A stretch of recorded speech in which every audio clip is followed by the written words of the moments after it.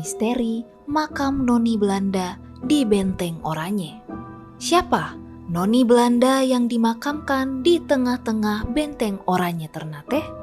Sosoknya masih misterius, namun pastinya tak banyak orang tahu bahwa ternyata ada makam Noni Belanda di salah satu gedung megah yang ada di dalam kawasan benteng warisan VOC Belanda tersebut. Makam Belanda yang disebut dengan makam umumnya pengunjung menyebut Noni, makam Noni Belanda. Beliau adalah seorang istri dari komandan. Beliau dimakamkan pada tanggal 20 Januari 1667 dan nama lengkap beliau adalah Susana de Caf. Susana de Caf sebagaimana tertulis dalam nisan di makam ini, dia adalah seorang putri atau ratu atau yang mulia.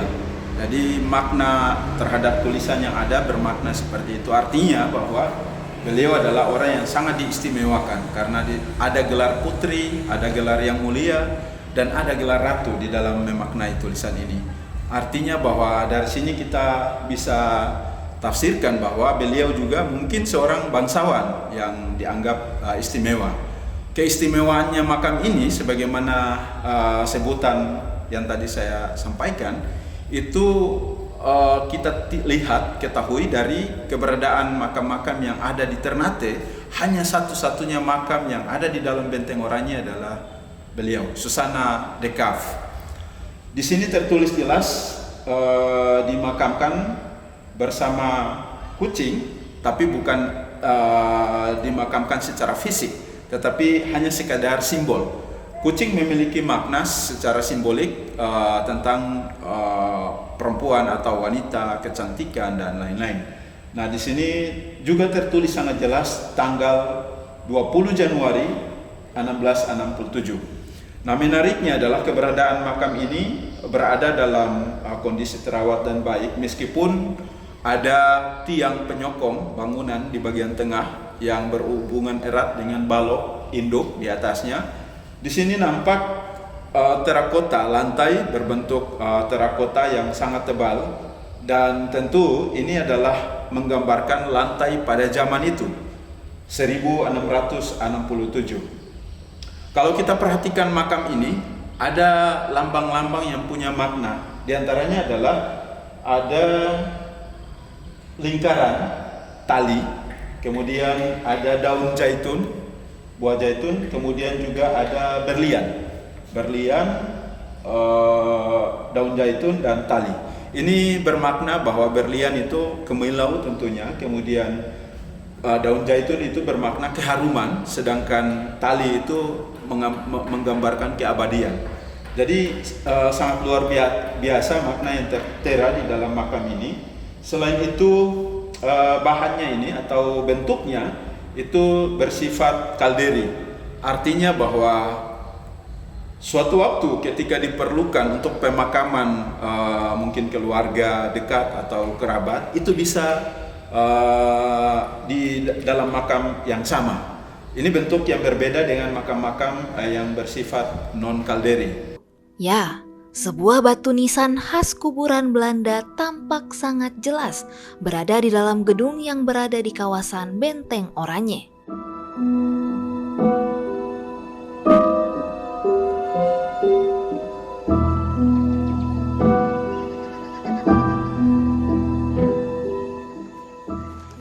Jika memasuki Benteng Oranye dari sisi timur, gedung itu berada di urutan kedua sebelah gedung pertama yang searah lurus dengan pintu gerbang. Gedung ini menghadap ke arah timur. Gedung tersebut menurut beberapa keterangan dulunya adalah sebuah gudang, tempat penyimpanan rempah-rempah hasil bumi rakyat Ternate yang dikumpulkan oleh para kompeni Belanda. Bentuk gedung memang masih menyerupai gudang, namun begitu memasuki ruangannya, aura mistis mulai berasa. Sejak awal membuka pintu gedung yang tebal dengan dinding-dinding tebal dan kokoh khas bangunan bangsa Eropa. Cukup berjalan 3 langkah. Setelah membuka pintu gedung, kita akan menemui sebuah prasasti nisan yang posisinya tengkurap di atas tanah. Di atas prasasti tersebut terdapat tulisan berbahasa Belanda. Menurut keterangan Kepala Museum Rempah Kota Ternate Rinto Taib, nama Komander Anthony van Dors yang ada di prasasti itu adalah nama seorang komandan kompeni Belanda. Lalu tertulis lagi seorang nama, Susanna de Kalf, dengan embel-embel yang mulia, putri atau ratu, dan tahun 1667. Rinto Taib menjelaskan, keyakinan kami menyatakan bahwa yang dimakamkan di sini adalah Susanna de Kalf yang meninggal pada tahun 1667. Lalu, di bagian atas prasasti ada sebuah gambar kucing. Kucing sebagaimana diketahui adalah sebuah simbol yang dekat dengan perempuan-perempuan Eropa.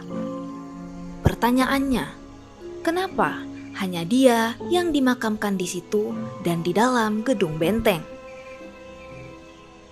Sebagaimana diketahui di Ternate ada ditemukan pemakaman Belanda, tetapi makam itu di luar kawasan benteng di wilayah Santiong sekitar setengah kilometer ke arah barat benteng Oranye.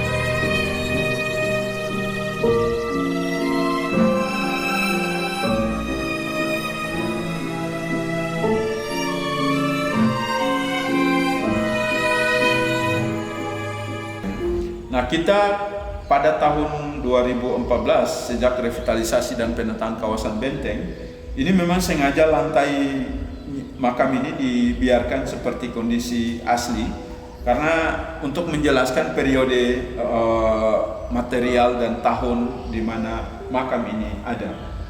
Nah, hanya sedikit referensi yang menjelaskan tentang sosok daripada Susanna de Kalf. Karena periode tahunnya pun sangat termasuk tua, 1667, sangat awal. Dan kita beruntung karena di dalam keberadaan makam ini dengan keterangan tulisan yang sangat jelas. Kemudian juga ini menimbulkan interpretasi terhadap cagar budaya yang bernilai sejarah. Karena apa? Kita bisa menduga-duga di balik misteri daripada keberadaan makam ini.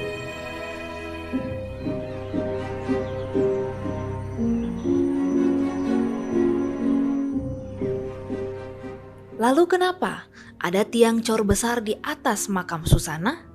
Seolah-olah jasad noni Belanda yang telah dikubur di dalam benteng ini tidak boleh disentuh. Tribun Ternate.com melakukan penelusuran digital dengan kata kunci Komander Anthony van Dors dan Susanna de Kalf dan Ternate. Hasil penelusuran tak ada satupun yang disinyalir mengarah kedua sosok tersebut. Siapa sebenarnya Susanna de Kalf, noni Belanda yang dikubur di tengah benteng Oranye nan megah itu?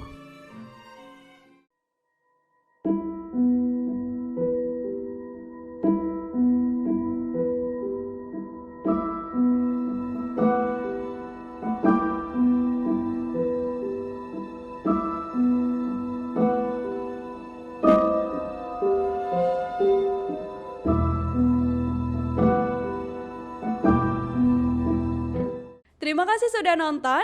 Jangan lupa like, subscribe, dan share ya.